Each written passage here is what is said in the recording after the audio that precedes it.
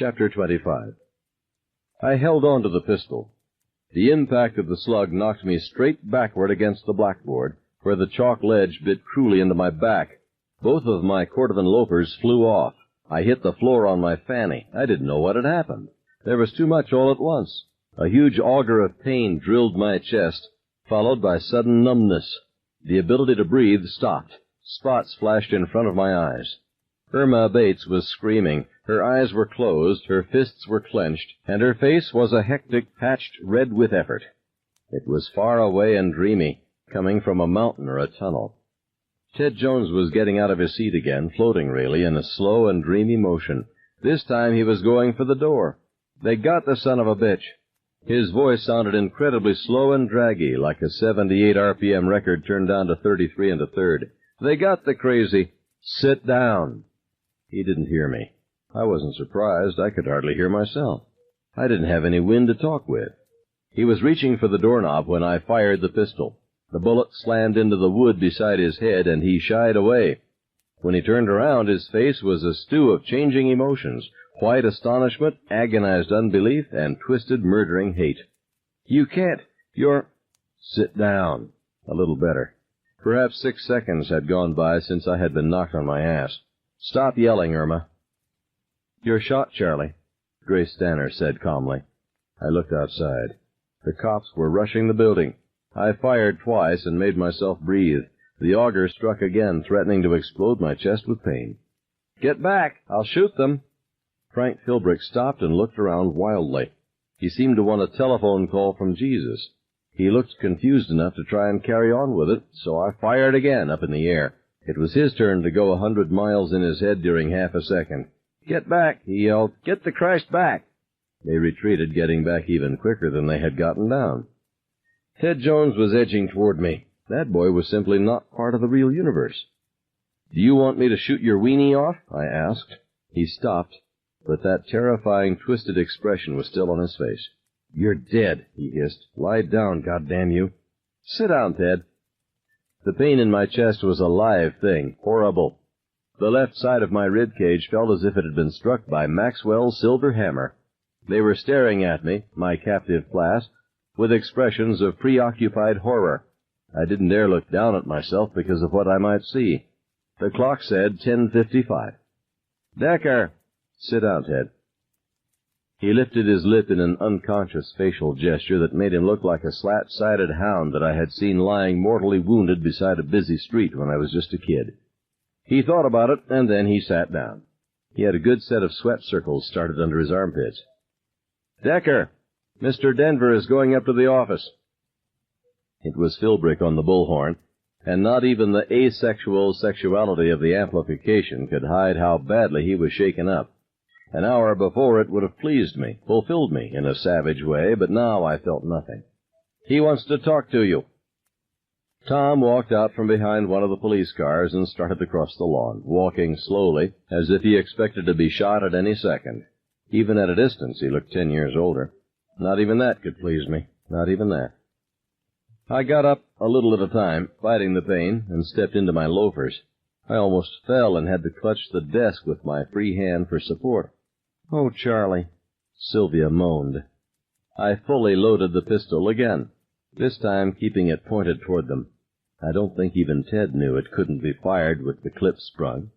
Doing it slowly so I could put off looking down at myself for as long as possible. My chest throbbed and ached. Sandra Cross seemed lost again in whatever fuzzy dream it was that she contemplated. The clip snapped back into place, and I looked down at myself almost casually. I was wearing a neat blue shirt. I've always been fond of solid colors, and I expected to see it matted with my blood, but it wasn't.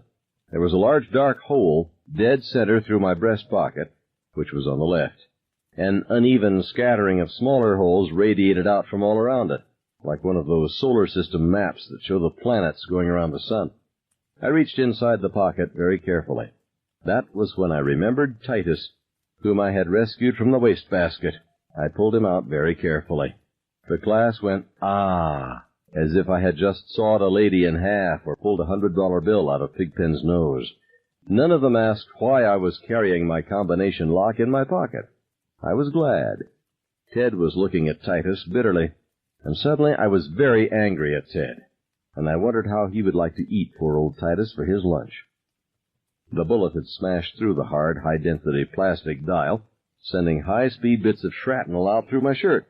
Not one of them had touched my flesh.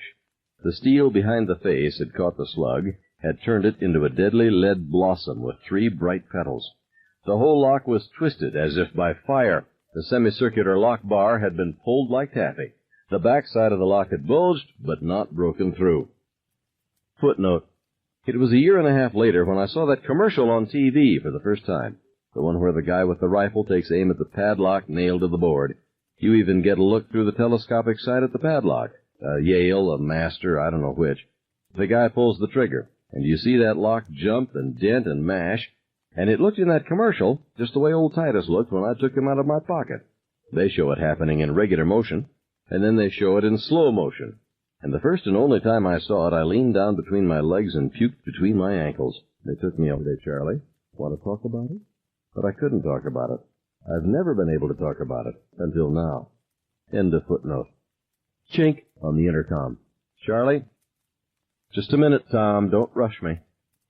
Charlie, you have to. Shut the fuck up! I unbuttoned my shirt and opened it. The glass went, ah, again. Titus was imprinted on my chest in angry purple, and the flesh had been mashed into an indentation that looked deep enough to hold water. I didn't like to look at it any more than I liked to look at the old drunk with the bag of flesh below his nose, the one that always hung around Gogan's downtown. It made me feel nauseated. I closed my shirt. Tom, those bastards tried to shoot me. They didn't mean... Don't tell me what they didn't mean to do, I screamed at him. There was a crazy note in my voice that made me feel even sicker. You get your old cracked ass out there and tell that motherfucker Philbrick he almost had a bloodbath down here. Have you got it? Charlie, he was whining.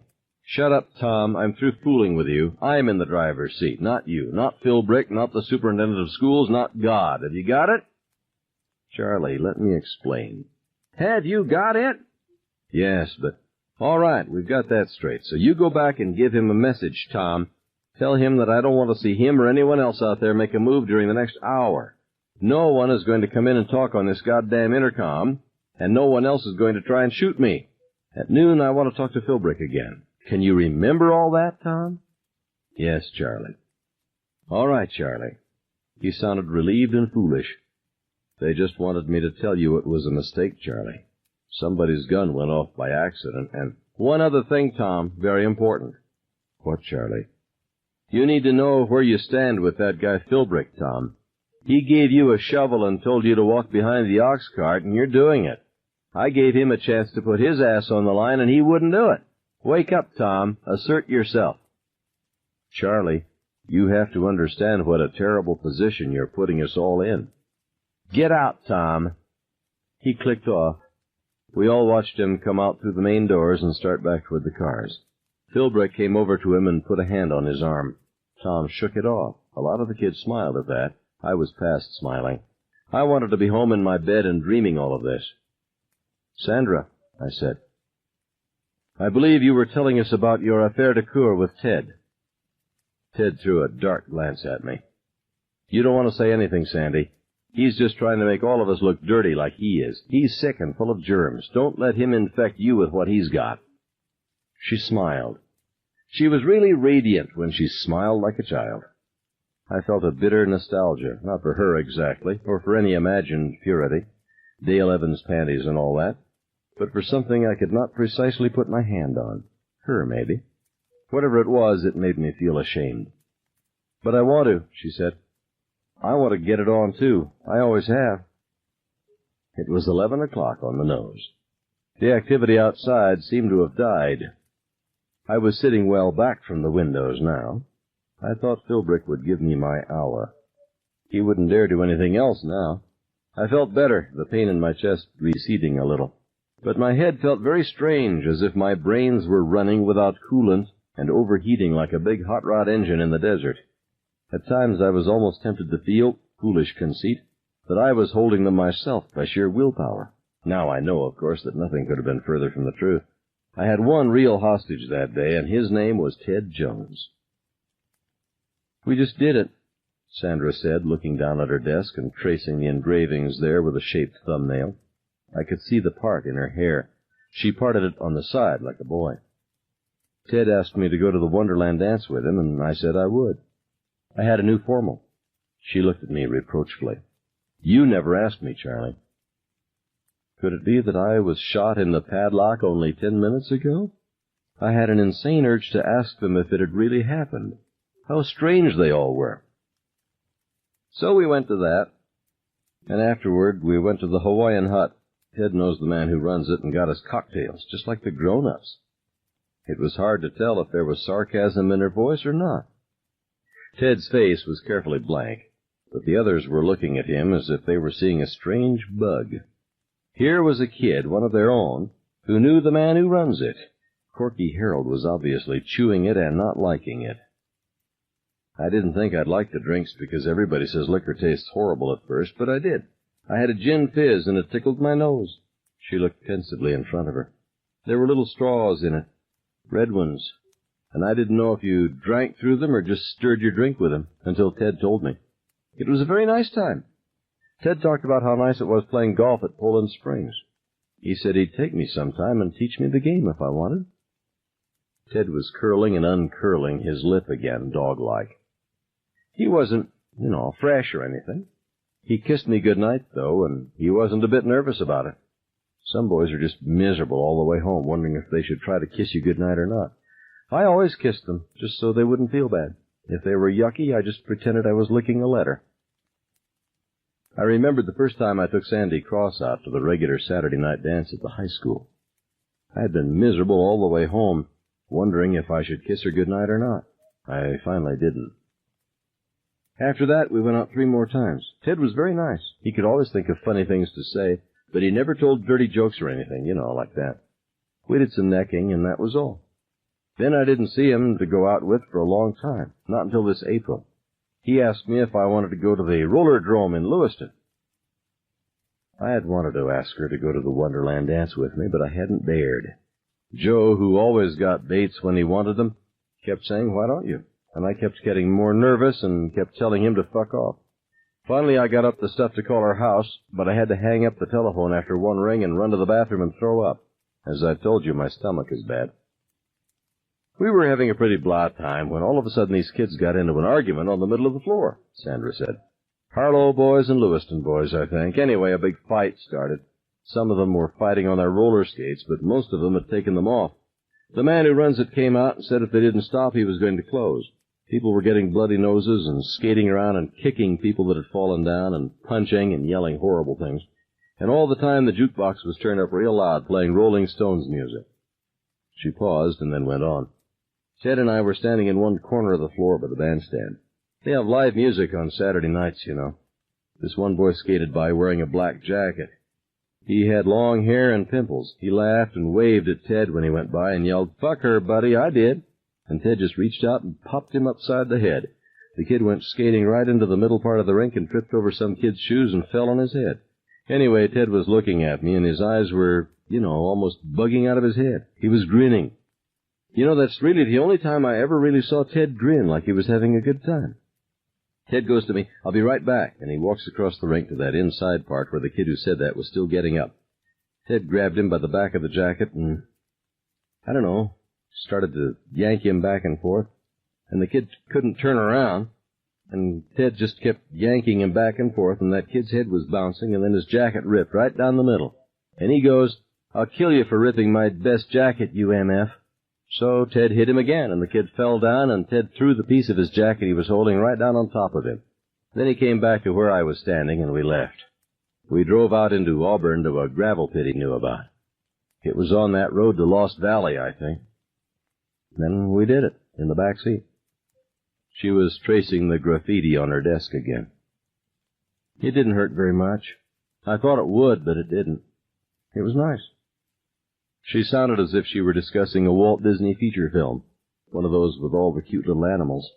Only this one was starring Ted Jones as the bald-headed woodchuck. He didn't use one of those things like he said he would, but I didn't get pregnant or anything. Slow red was beginning to creep out of the collar of Ted's khaki army shirt, spreading up his neck and over his cheeks. His face remained fumingly expressionless. Sandra's hands made slow, languorous gestures. I suddenly knew that her natural habitat would be in a porch hammock at the very August height of summer, temperature 92 in the shade, reading a book, or perhaps just staring out at the heat shimmer rising over the road, a can of 7-Up beside her with an elbow straw in it, dressed in cool white short shorts and a brief halter with the straps pushed down, small diamonds of sweat stippled across the upper swell of her breasts and her lower stomach. He apologized afterward. He acted uncomfortable, and I felt a little bad for him.